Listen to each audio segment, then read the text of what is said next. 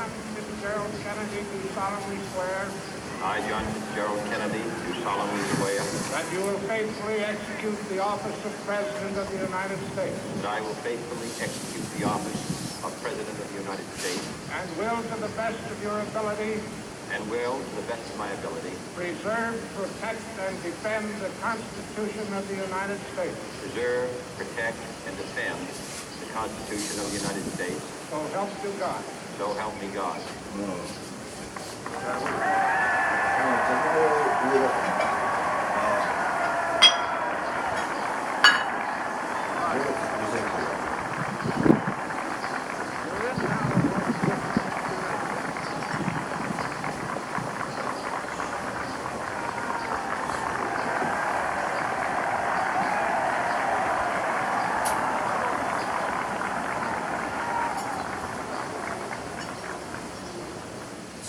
Vice President Johnson, Mr. Speaker, Mr. Chief Justice, President Eisenhower, Vice President Nixon, President Truman, Reverend clergy, fellow citizens.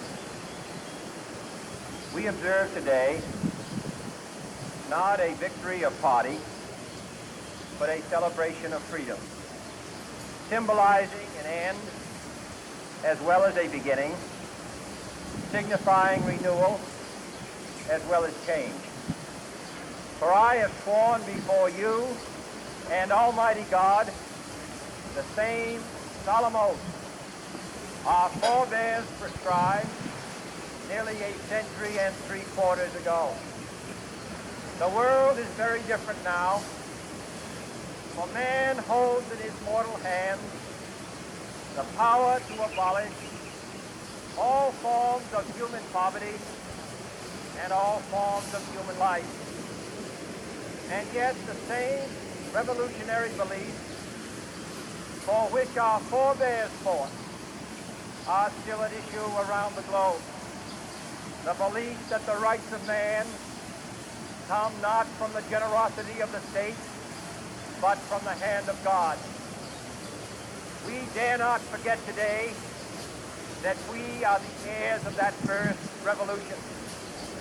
Let the word go forth from this time and place to friend and foe alike that the torch has been passed to a new generation of Americans born in this century, tempered by war, disciplined by a hard and bitter peace, proud of our ancient heritage, and unwilling to witness or permit the slow undoing of those human rights to which this nation has always been committed and to which we are committed today at home and around the world.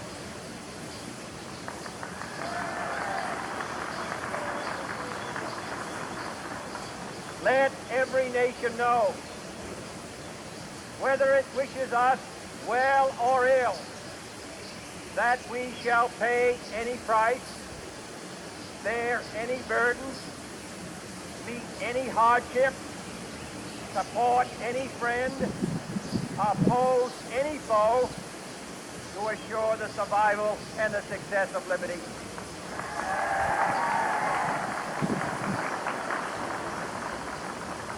This much we pledge and more. To those old allies whose cultural and spiritual origins we share, we pledge the loyalty of faithful friends. United, there is little we cannot do in a host of cooperative ventures. Divided, there is little we can do, for we dare not meet a powerful challenge at odds and split asunder.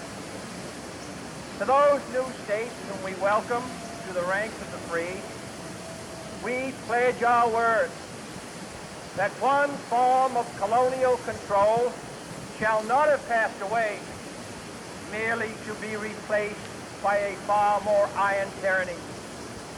We shall not always expect to find them supporting our view, but we shall always hope to find them strongly supporting their own freedom, and to remember that in the past, those who foolishly sought power by riding the back of the tiger ended up inside.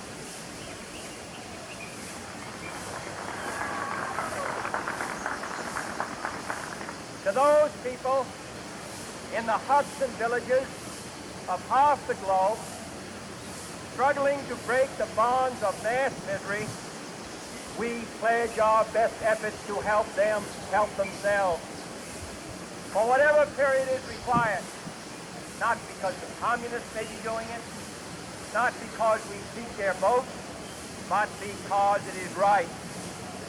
If a free society cannot help the many who are poor, it cannot save the few who are rich.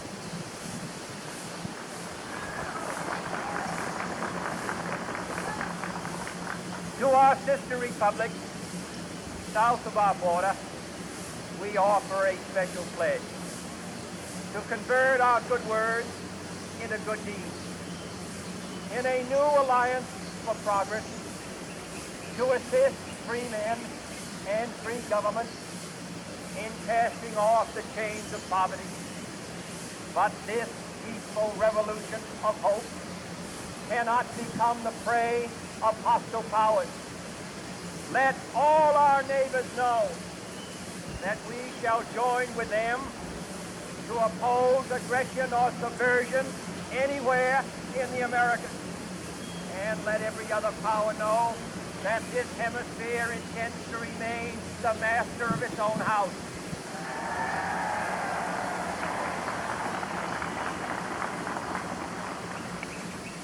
To that World Assembly of Sovereign States, the United Nations, our last best hope, in an age where the instruments of war have far outpaced the instruments of peace, we renew our pledge of support to prevent it from becoming merely a forum for invective, to strengthen its shield of the new and the weak, and to enlarge the area in which its grit may run. Finally, to those nations who would make themselves our adversary, we offer not a pledge, but a request that both sides begin anew the quest for peace. Before the dark powers of destruction, unleashed by science, engulf all humanity in planned or accidental self-destruction. We dare not tempt them with weakness, for only when our arms are sufficient beyond doubt can we be certain beyond doubt that they will never be employed.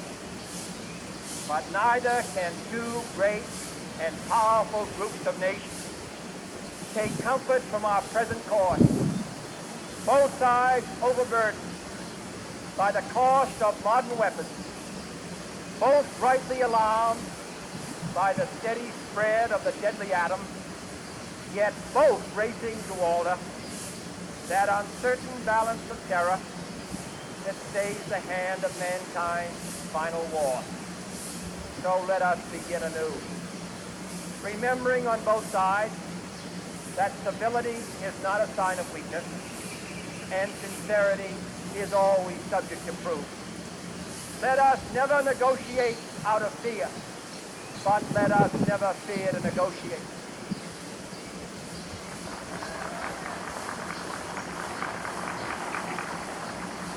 Let both sides explore what problems unite us, instead of belaboring those problems which divide us. Let both sides, for the first time, formulate serious and precise proposals for the inspection and control of arms, and bring the absolute power to destroy other nations under the absolute control of all nations.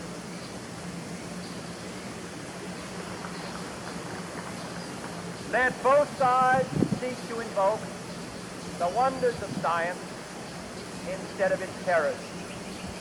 Together, let us explore the stars, conquer the deserts, eradicate disease, tap the ocean depths, and encourage the arts and commerce.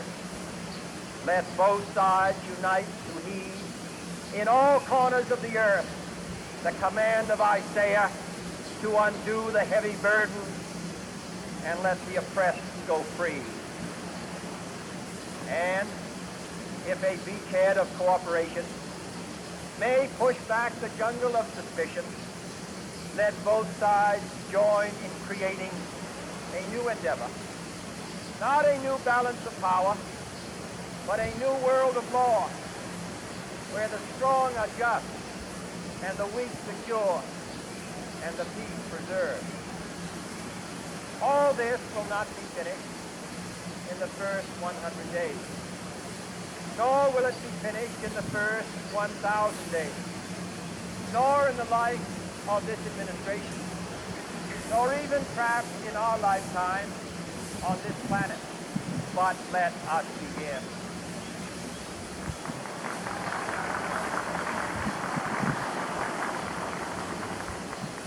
In your hands, my fellow citizens, more than mine, will rest the final success or failure of our cause. Since this country was founded, each generation of Americans has been summoned to give testimony to its national loyalty. The graves of young Americans who answered the call to service around the globe.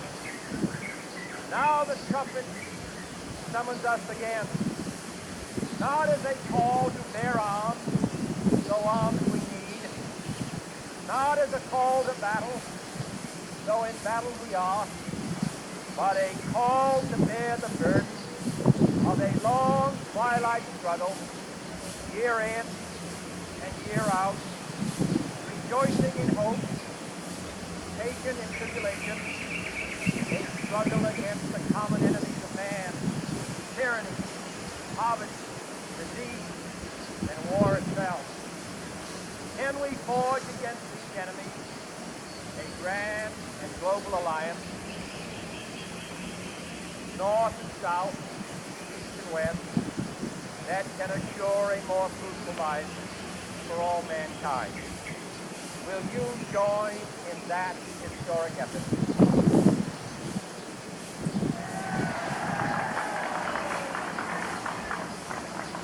In the long history of the world, only a few generations have been granted the role of defending freedom in its hour of maximum danger.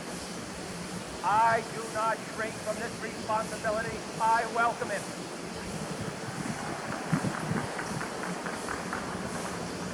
I do not believe that any of us would exchange places with any other people or any other generation. The energy, the faith, the devotion which we bring to this endeavor will light our country and all who serve it. And the glow from that fire can truly light the world. And so, my fellow Americans, ask not what your country can do for you. Ask what you can do for your country.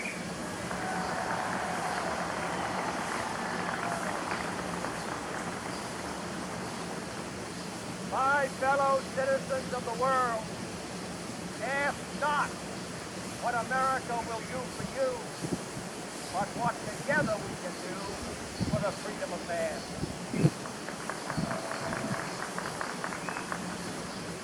Finally, whether you are citizens of America or citizens of the world, ask of us here the same high standard of strength and sacrifice which we ask of you. With a good conscience, our only sure reward, with history the final judge of our deeds, let us go forth to lead the land we love, asking his blessing and his help, but knowing that here on earth, God's work must truly be our own.